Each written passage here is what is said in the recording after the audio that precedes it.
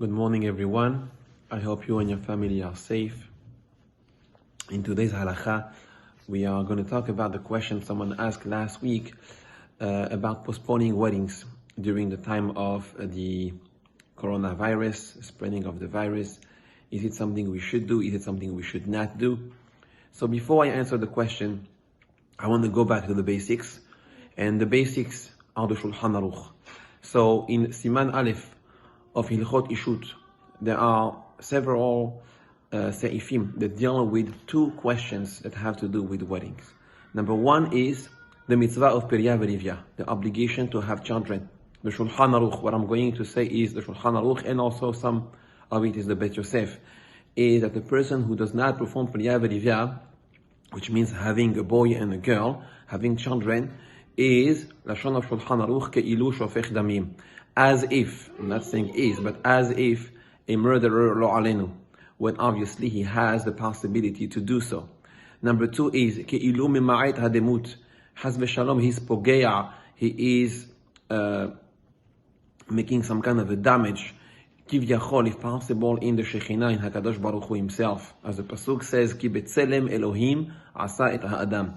And number three, says the Shulchan Aruch, is gorem la Shekhinah shetistalek mi Yisrael. He triggers the Shekhinah to Haz v'Shalom, stay away from the Jewish people. And it is such an important mitzvah that once again the Shulchan Aruch said it's mutar to even sell a Sefer Torah, in order to perform the mitzvah of having children.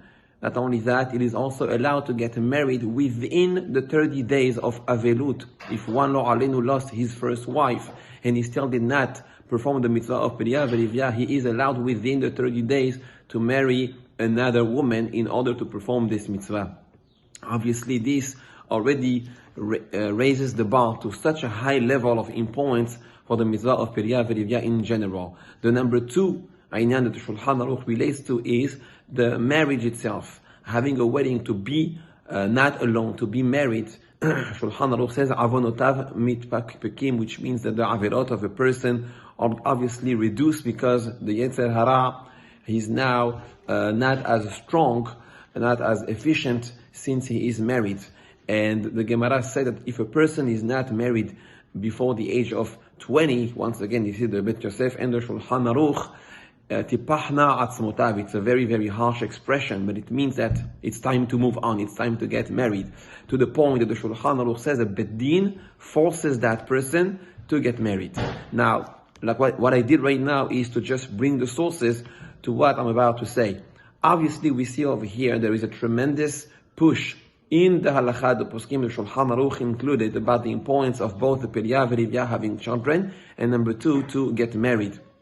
To the point that today in Halacha, even if lo alenu, one of the parents of the Hatan and Kala is sitting avelut within the year, we do not postpone the wedding. No rabbi today will say to the Hatan Kala to postpone the wedding. They have to make sure to get married on time. And I have to tell you that this year, that the Omer is actually approaching. We have a very big discussion. Chacham Yitzhak Yosef has a very strong opinion on this and holds that it would be allowed, if Be'ezrat Hashem things are getting back to normal, it would be allowed for someone who did not have children yet to get married during the Omer, if it's something we have never done before. And last but not least, we have to also ask the question, if we postpone the wedding, to when? To when? Do we have a date? Is it something that is going to take weeks, months, years, a year? Are we going to have in our hands the responsibility to Haz v'Shalom hold the neshamot that are waiting from this couple? And therefore, halachically, the conclusion is that even if the mitzvah was performed by the Hatan of Periyah Verivya, it is allowed today to get married, as we mentioned the importance of the Nisu'in themselves, meaning getting married.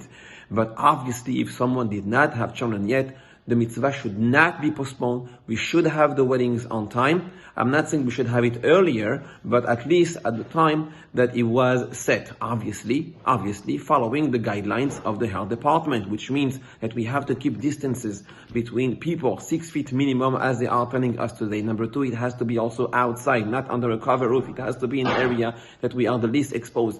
And number three, we should limit the people at the wedding Shulchan Aruch requires for both Birkat Erusin and Birkat Nisuin. For the Sheva Berachot, for sure it's B'di'avad Me'akev, which means that we must have 10 people at that wedding in order to do so. But once we follow the guidelines the right way, then everything should be fine. HaKadosh Baruch Hu should bring us Semachot and Yeshuot v'Nechamot. Amen. K'nei Ratzon. Have a great day.